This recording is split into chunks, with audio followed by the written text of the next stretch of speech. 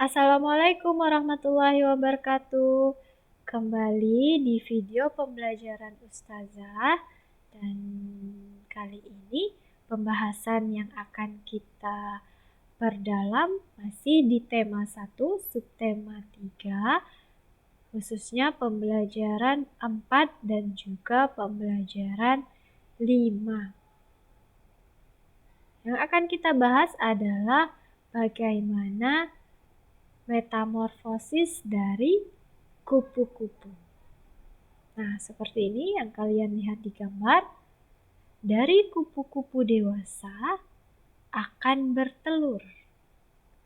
Dari telur ini menetas menjadi ulat. Kemudian dari ulat menjadi kepompong. Dari kepompong akan berubah menjadi kupu-kupu muda. Dan kupu-kupu muda tumbuh menjadi kupu-kupu dewasa. Seperti itu anak-anaknya bagaimana metamorfosis dari kupu-kupu. Apa itu metamorfosis? Metamorfosis adalah perkembangbiakan hewan dengan mengalami perubahan bentuk fisik dari mulai menetas hingga menjadi hewan dewasa. Seperti itu anak-anak ya. Nah, sekarang kita membahas bagaimana sih cara menjaga persatuan dalam memberi atau menerima saran. Jadi kita itu harus menjaga persatuan dan kesatuan dalam kehidupan kita sehari-hari. Dengan menjaga persatuan dan kesatuan, maka kerukunan akan terwujud. Nah, cara agar terwujudnya kerukunan seperti apa? Yang pertama, mengajari teman yang kesulitan dalam memahami pelajaran, itu contohnya ya. Yang kedua adalah bekerja sama, mengumpulkan uang dan pakaian yang layak pakai untuk membantu teman yang tertimpa musibah. Kemudian yang ketiga, memberikan saran kepada teman dan juga mau menerima saran dari teman. Seperti itu. Jadi cara yang baik dalam memberi dan menerima saran itu seperti apa sih? Yang pertama adalah misalnya saat teman melakukan kesalahan, kita ingatkan dan beri saran dengan santun. Itu ya anak-anak ya, dengan santun. Seperti itu. Kemudian yang kedua, saat kita juga diingatkan karena melakukan kesalahan, ucapkan terima kasih kepada teman kita dan kita harus perbaiki kesalahan tersebut.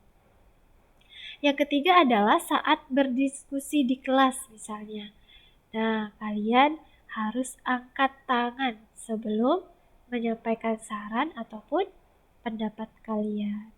Kemudian yang keempat, jangan memotong pembicaraan orang yang sedang memberikan saran. Seperti itu ya, cara yang baik memberi dan menerima saran. Nah, memberikan saran dengan cara yang baik kepada teman yang salah juga termasuk menghargai teman. Ini adalah salah satu cara kita menyayangi teman. Menyayangi teman ini merupakan salah satu bentuk pengamalan dari sila kedua Pancasila. Selain menyayangi teman, kita pun harus bisa menyayangi binatang seperti kupu-kupu. Nah, kupu-kupu ini salah satu makhluk hidup yang indah ya anak-anaknya. Sebelum menjadi kupu-kupu, telur yang menetas itu akan menjadi ulat.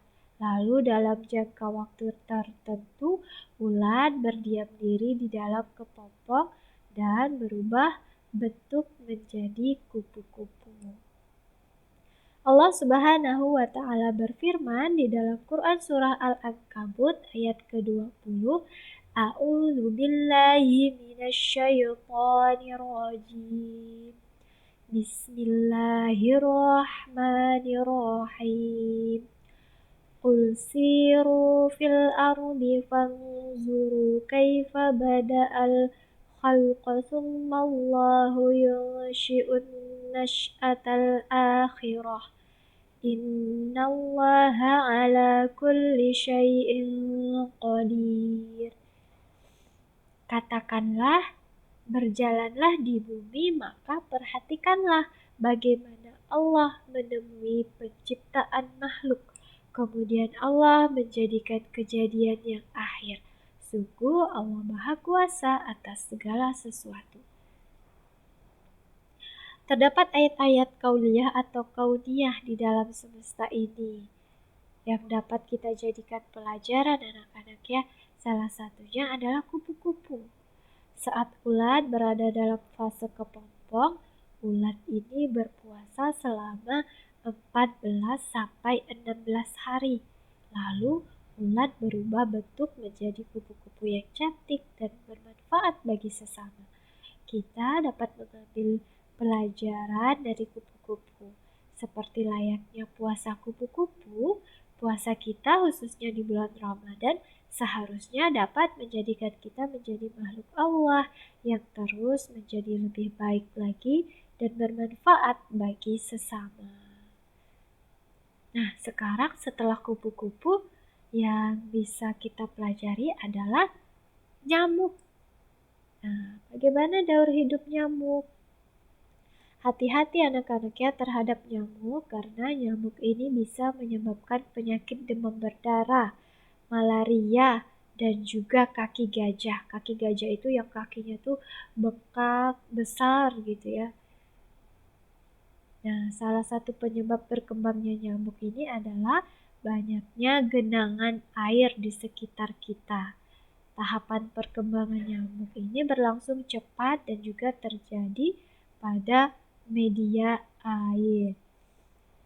Nah, daur hidup nyamuk ini dimulai dari jamuk dewasa yang bertelur, kemudian menjadi seperti kepompong dan menetas menjadi jentik nyamuk. Telur, jentik nyamuk, kemudian kepompong. Terbalik ya Ustazah ya.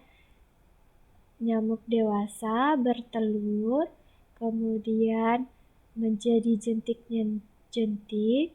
selanjutnya menjadi kepompong, dan terakhir menjadi nyamuk dewasa. Harus hati-hati anak-anak ya, apalagi sekarang musimnya musim hujan.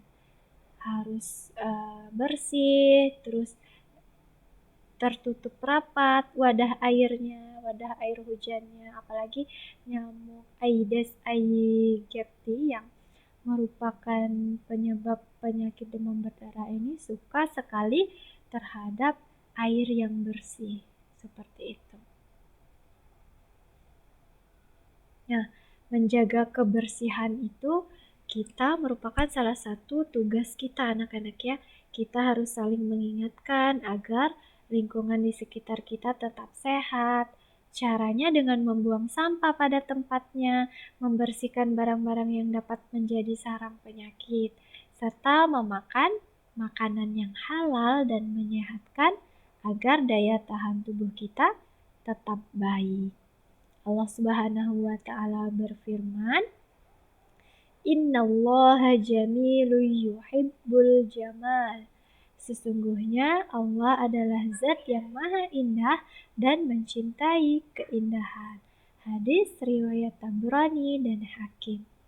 Kebersihan dan keindahan ini adalah hal yang disukai Allah. Allah itu tidak menyukai lingkungan yang kotor dan sampah yang berserakan.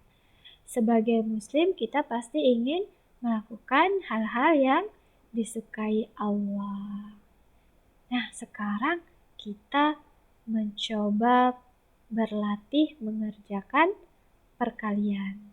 Contoh soalnya, suatu kabupaten terserang wabah demam berdarah. Pasien berobat di 2 rumah sakit. Masing-masing rumah sakit merawat 120 orang pasien. Berapa pasien demam berdarah yang sedang mengalami pengobatan? Jadi, jawabannya rumah sakit 1 adalah 120 orang, rumah sakit 2 120 orang, karena redaksi soalnya adalah masing-masing rumah sakit merawat 120 20 orang pasien. Jadi ini masing-masing 120 pasien. Nah, harus kalian ingat anak-anak ya, masih ingat ya, aturan menulis kalimat perkalian, angka yang diulang itu tulis di belakang. Jadi dalam kalimat matematika ditulis 2 dikali 120. Coba kita selesaikan dengan cara susun ke bawah. 120 dikali 2. Yang pertama yang kita kalikan adalah 2 dikali 0. Bilangan berapapun yang dikalikan 0 itu berarti hasilnya 0, anak-anak ya. Kalian juga harus ingat. Kemudian 2 kita kalikan 2. Hasilnya adalah 4. Selanjutnya 2 dikali 1 adalah 2. Hasilnya adalah 240. Jadi, pasien yang melakukan pengobatan penyakit demam berdarah adalah 240 orang. Terima kasih sudah menyimak video pembelajaran Ustazah kali ini. Semoga kalian bisa paham. Assalamualaikum warahmatullahi wabarakatuh.